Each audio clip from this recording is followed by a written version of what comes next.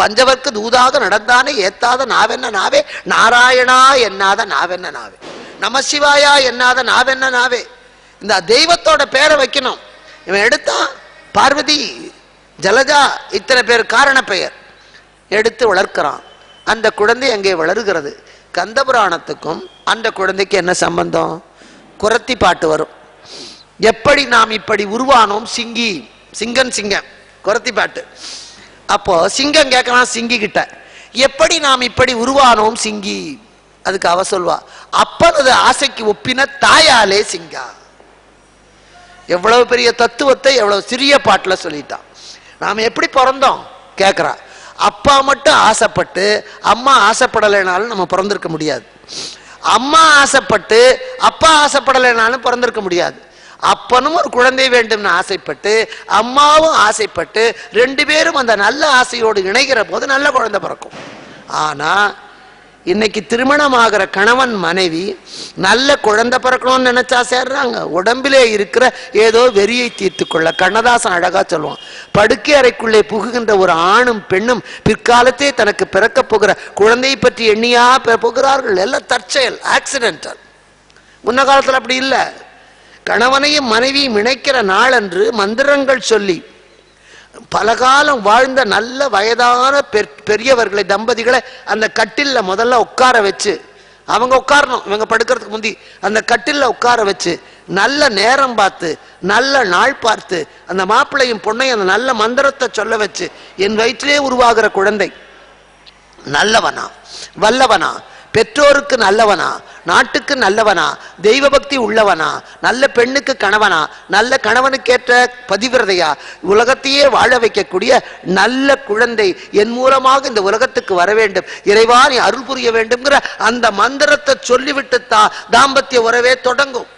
அப்ப பிறந்ததெல்லாம் நேர்மையோட நியாயத்தோட சத்தியத்தோட தான் வாழ்ந்தார்கள். இப்ப இல்ல, நாய்க்கும் பேய்க்கும் வித்தியாசம் தெரியாத அளவுக்கு ஹோட்டல்லையும் எங்கேயும் இஷ்டத்துக்கு இணைவது என்பது தப்பு. கல்யாண மண்டபத்திலேயே அந்த சாந்தி முகூர்த்தம், இல்லைன்னா ஹோட்டலுக்கு அனுப்பிடுறாங்க பணக்காரன் வீட்டில எல்லாம், தப்பு.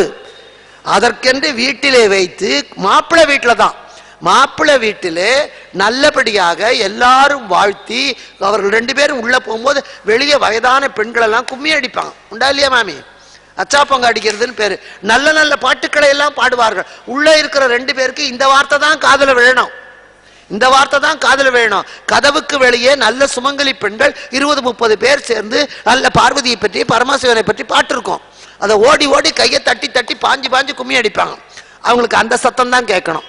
அமங்கலமான சத்தம் காதுக்குள்ள விழக்கூடாது. உள்ளே விளக்கேற்றி வைத்து அந்த விளக்கு அணையக்கூடாது. படுக்கை அறைக்குள்ளே சாமி படம் இருக்கணும், வைக்கக்கூடாதுமா, இருக்கணும். இத்தனைப்பட்ட சூழ்நிலையிலே உருவாகிற குழந்தை நல்லவனா வல்லவனா நாடு போற்றுகிறவனா தான் பிறப்பான். அப்படி பிறக்கிறதா என்பதை நாம தான் யோசிச்சுக்கணும். அடுத்த சந்ததிக்காவது அதை கைப்பற்றணும். இங்க அதே மாதிரி அந்த குழந்தை பிறந்தது. முருகன் பிறப்பதற்கும் பர்வதராஜனுக்கு மகளாக பார்வதி பிறப்பதற்கும் என்ன சம்பந்தம்?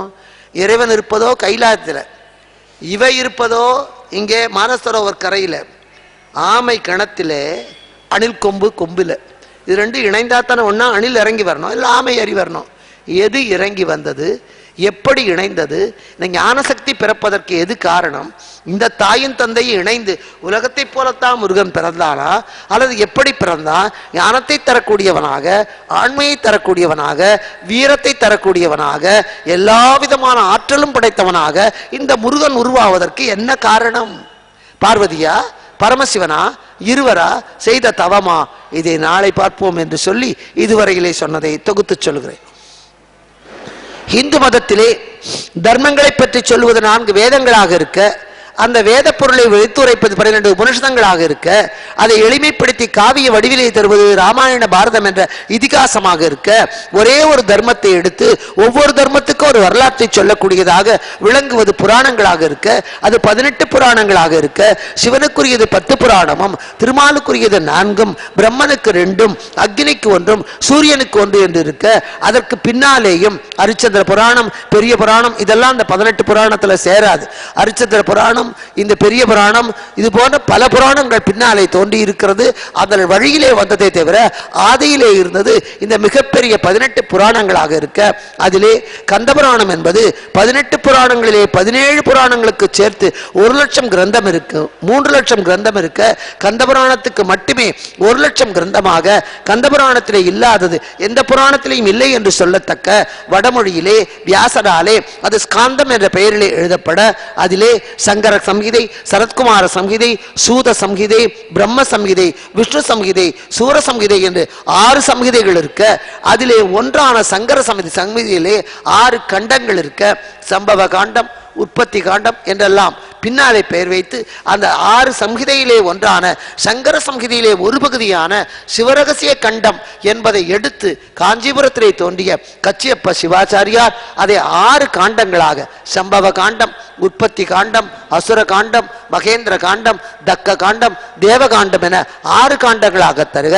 பின்னாலே உபதேச காண்டத்தை பின்னாலே வேறொருளால் எழுதப்பட அந்த கந்தபுராணத்தை இவர் எழுதி சென்னையிலே இருக்கிற கந்த கோட்டத்திலே முருகன் காலடியிலே வைக்க அது திருத்தி கொடுக்கப்பட தன்னுடைய சரிதத்தையே இறைவனே சரிபார்த்த கதையாக இந்த கந்தபுராணம் விளங்க, அந்த கந்தபுராணத்திலே இல்லாத எதையும் வேறு எந்த புராணத்திலையும் நாம் கண்டெடுக்க முடியாமல் போக, அப்பேற்பட்ட சந்தஸ்ய கீர்த்தி மதுலாம் கல்மிஷ நாசினியம் என நைமிசாரண்யத்திலே முனிவர்களை தவம் செய்து கந்தனை வழிபடச் சொல்ல எல்லாவற்றையும் கொடுக்கக்கூடிய கடவன் அவன் திருவதாரம் செய்து என்னென்ன சாதித்தான் என்று அவர்களுக்கு சூத பௌராணிகர் சொல்லுவதாக கந்தபுராணம் ஆரம்பிக்க, அதிலே தட்சன் என்ற ஒருவன் பிரஜாபதியாக பிரம்மனுடைய மகனாக பிறக்க சிவபெருமானை குறித்து தவம் செய்ய, அவனுடைய மனைவிக்கும் அவனுக்கும் 1000 பிள்ளைகள் பிறக்க, அவர்கள் தவம் செய்து நாரதர் உபதேசத்தினாலே மோட்சத்தை அடைந்து விட, பின்னாலே பிறந்த 1000 பிள்ளைகளும் கற்பூரம் ஜோதியிலே கலப்பது போல அவர்களும் தவத்தினாலே இறைவனோடு கலந்துவிட, பெண் குழந்தைகள் வேண்டும் என சவன் செய்ய, முதலிலே ஒரு பெண் பிறக்க, தட்சன் மகன் ஆகையினாலே தாட்சாயினி என்ற தத்திதாந்த நாமம் வைக்க, அந்த பெண் வளர அந்த பெண்ணை சிவபெருமானுக்கு கொடுப்பதாக சொல்லி, ஆனால் கொடுக்காமலேயே காலம் தாழ்த்த இறைவியோ நினைவு தெரிந்த நாளிலே இருந்து சிவனே தனக்கு கணவன் என்று பெற்றோராலே சொல்லப்பட்டதனாலே அவனையே அடைய வேண்டும் என்று தாட்சாயினி மனதினாலே பிரார்த்தனையும் தவமும் செய்ய, சிவபெருமானே அவளை அழைத்துக் கொண்டு போக, என்னுடைய மகளை என் சம்மதம் இல்லாமல் நான் கொடுப்பதாக சொன்னாலும் கூட எடுத்துக்கொண்டு போன சிவன் எனக்கு எதிரி என்று அன்று முதல் மகளையும் மருமகளையும் மறந்துவிட, அங்கே பிரம்மன் யாகம் செய்ய, அந்த யாகத்தை தான் செய்வதாக ஏற்றுக்கொள்ள, அவிர்வாகத்தை சிவனுக்கே கொடுப்பதாக இருக்க, அவரை விட்டுவிட்டு எல்லா தேவர்களையும் அழைக்க, இது சிவனுக்கும் பார்வதிக்கும் தெரிய, அழைப்பு வராத காரணத்தினால பார்வதி ஏங்கி போக, தந்தைக்கு புத்தி சொல்ல போவதாக சொல்ல, இறைவன் போ என சொல்ல, அப்பொழுது இவள் இங்கே வர பெற்றவரிடத்திலேயே மரியாதை கிடக்க, யாகத்தை நிறுத்த முடியாமல் போக, அந்த ஆத்திரத்தினாலே இறைவனையே வேண்ட அவர் அகோர வீரபத்திரரை அனுப்ப,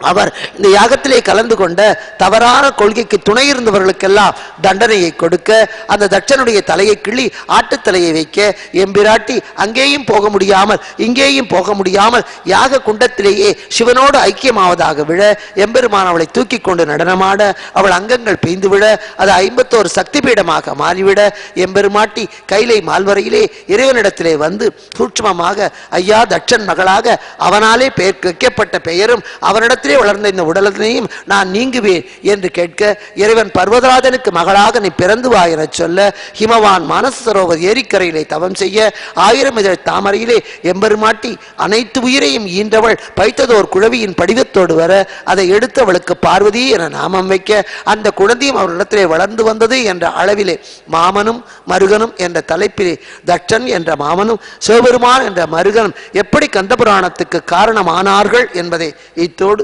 நிறைவு செய்து இன்றைய நிகழ்ச்சியை நிறைவு செய்கிறேன். வணக்கம்.